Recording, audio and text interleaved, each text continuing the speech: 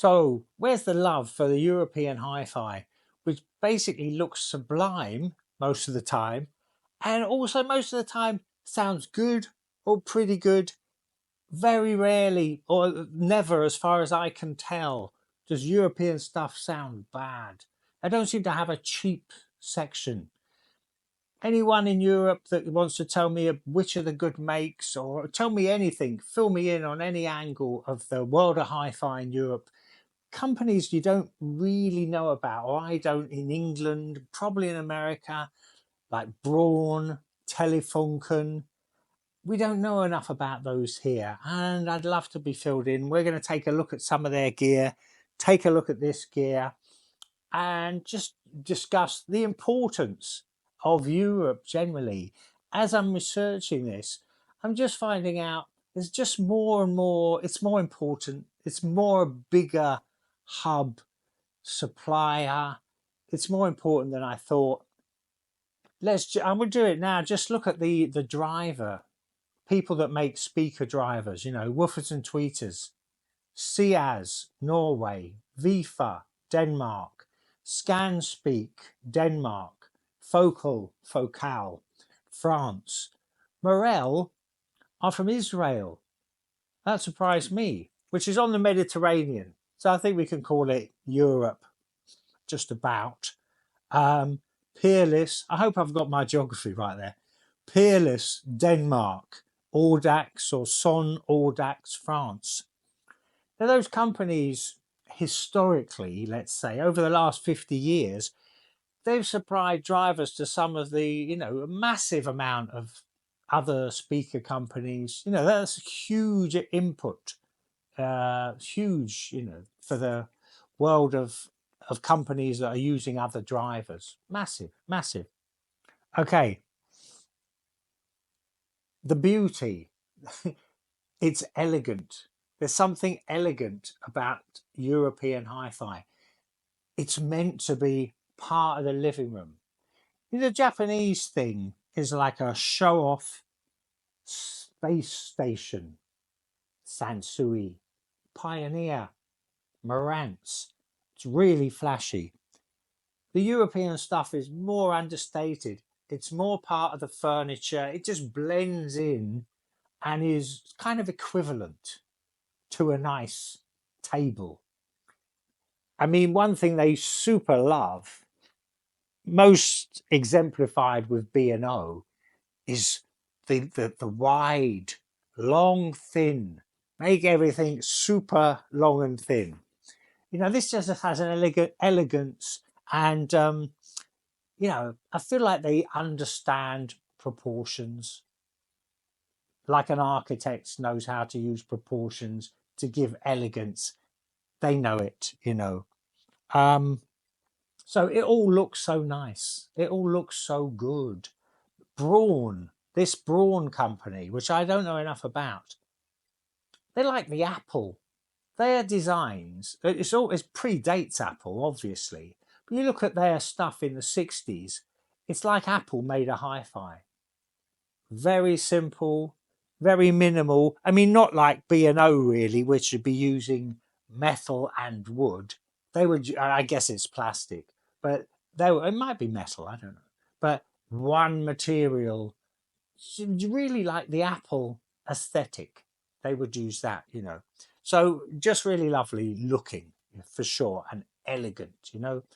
Um, Now, sound wise, let me give you what I consider or my understanding of the European sound, which is very general, I know, because I'm covering a multiplicity of companies here.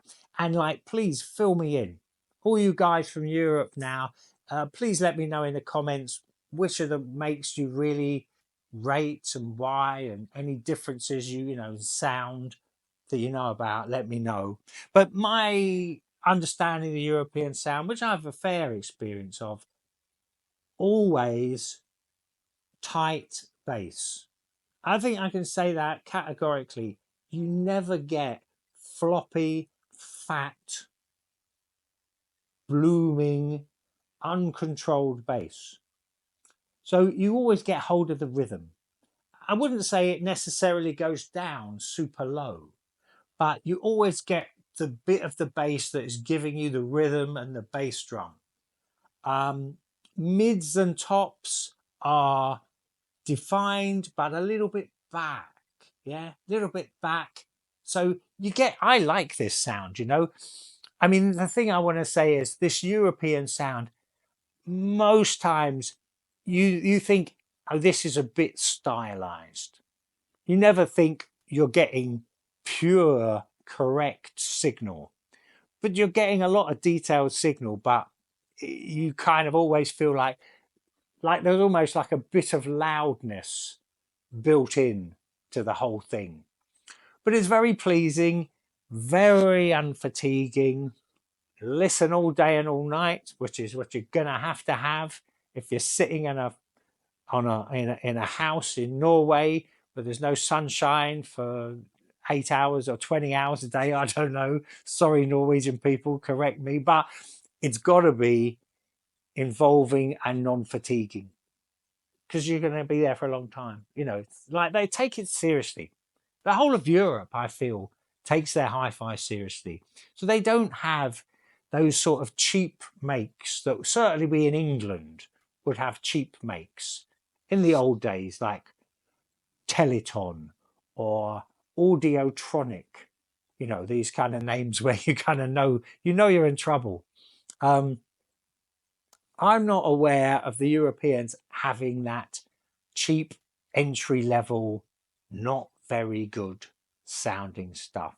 That's what I'm seeing. So, let me know. And I know I'm going to miss a lot of stuff, a lot of names and a lot of information because honestly, I don't know enough about it. But let's just go through some of these names and I'll just tell you where they're from and we'll talk about them a little. You've got Sonab from Sweden, famously on the second-hand market made these sort of vertical pointing speakers, which are quite nice. Again, they look elegant and they made some class amps and turntables, of which that is one, a receiver there. Bang & Olufsen, Danish, long, wide, expensive, not really appreciated by the hi-fi people because clearly it's aimed at the aesthetics and the rich. But most of it sounds all right. Sounds a lot better than you can get a lot worse. Get a lot worse. I mean, Bang & Olufsen do serious research from what I can tell.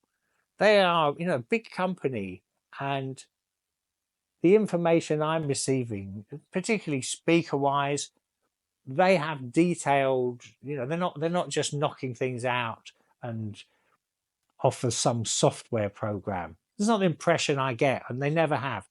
They're big, they're making a lot of money, they should be able to do the research.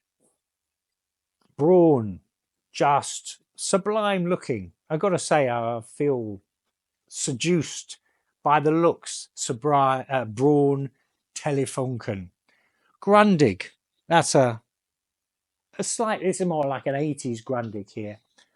I also had this Grundig myself, which as a young man, I really liked. It isn't the world's #1 hi-fi thing, but it had that real nice pumping tight bass, detailed middle and top end, and unfatiguing. If I had that thing now, I probably wouldn't rate it so much. But at the time, I did like it. Again, that slightly stylized, like a bit of loudness built in. I mean, funnily enough, this Sonab, which is Swiss, yes, Sweden, this Sonab, it has a built-in loudness. You can't turn it off. It's just built into the circuitry. So, it maybe sees you how they see it a little bit differently, Okay, Revox. Look at Revox, the build quality. You just want to feel these buttons and these dials. They are real recording studio standard stuff. I mean, just visually, if nothing else, But I can't really comment a lot. I had a Revox once a long time ago, an amp. I found it very kind of monitorish and, you know, very straightforward, very kind of almost British, to be honest, in its sound. Anyway, but the build quality is superb. I don't think you get much higher build quality. Sennheiser, we all know them. German, lots of headphones, obviously. Thorens are Swiss, which I feel like is a good sign that they come from the home of the clock, of the engineers that made clocks. Kind of makes sense, you know. Uh, Canton, Germany, speakers, I think mostly. Hegel, Norway. Sonus Faber are Italian, and Prima Luna are from the Netherlands. Yeah. I mean, I'd love to know in Europe, how does the British stuff, the American stuff, and the Japanese stuff, how does that get talked about? Let's say in Germany. Does every country have a, you know, does every country have just their own makes that are considered class? I don't know. Let me know. I want to know how this is working around the world. Let's have a quick look at these and I'll tell you which one sounds best. It's quite straightforward. That Sonab there in the middle, R4000, that sounds great. When you get it on the right speakers, it sounds great. Shortly followed by this Bang& Olufsen 9002. All these switches, lovely, touch sensitive. This thing actually works, but I'll lose a channel now and again and I have to squeeze it here or stuff something under there. There's obviously some loose connection. People don't like working on these too much. It's so cramped, you know. And you know, this Bang& Olufsen stuff does go wrong. Whereas, you know, the British stuff, let's say quad stuff from the early 70s, is still going strong and it gets repaired. Because the British would build it to not look good. They'd build it and make it functional. You know, the looks to them was, to the Brits, is a more functional thing. Whereas the Europeans clearly are designing living room furniture, you know. Uh, and this Grundig will be last. I'm not going to tell you that sounds good. It doesn't. It's okay. It sounds as good as the sort of lower end of the Japanese stuff, let's say, vintage Japanese. Stuff like Aiwa, maybe a Philips probably too, but not as good as the Sansui or Pioneer or Marantz, but okay. And that European-y sound, you know, the easy to listen to sound. We've got 6 or 7 preset FMs. You often get a lot of features on these things. I mean, if you don't know, the back plugs, the plugs in, and the speakers are often DIN plugs. But if you're considering getting hold of one of these, don't worry about that. You can just get those plugs, you know, don't be put off by DIN plugs at all. You know, that would be silly. But yeah, that is the least sounding good.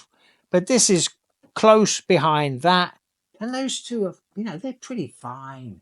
They wouldn't compare to a real nice pre-power amp combination. But they give you something. That European sound does give you something. You get hold of the beat easily. It's a big deal. You're never struggling because they often push that bottom to mid sound a bit forward and it's tight. The bass is tight. I've never really known Grundig, Bang& Olufsen, this Sonab. I did have an old Philips years ago. The bass is always tight. This is a nice quality. I mean, this is what you want. No one wants fat, voluminous, unchecked bass that's just a big blur, which some Japanese stuff for sure would give you, you know. Okay, if you like this channel, there's a button called like. Loads more videos on my channel. Take a look. Yeah, I hope you had enjoyed that little look around the European world of hi-fi, which I think is sort of doesn't get enough respect, really. And all those drivers they make. Philips invented the CD player. So they're just a bit too quiet about it. They're not like the British and the Japanese somehow, and the Americans. We're more big-headed. Okay, that's it. Thanks. Bye for now.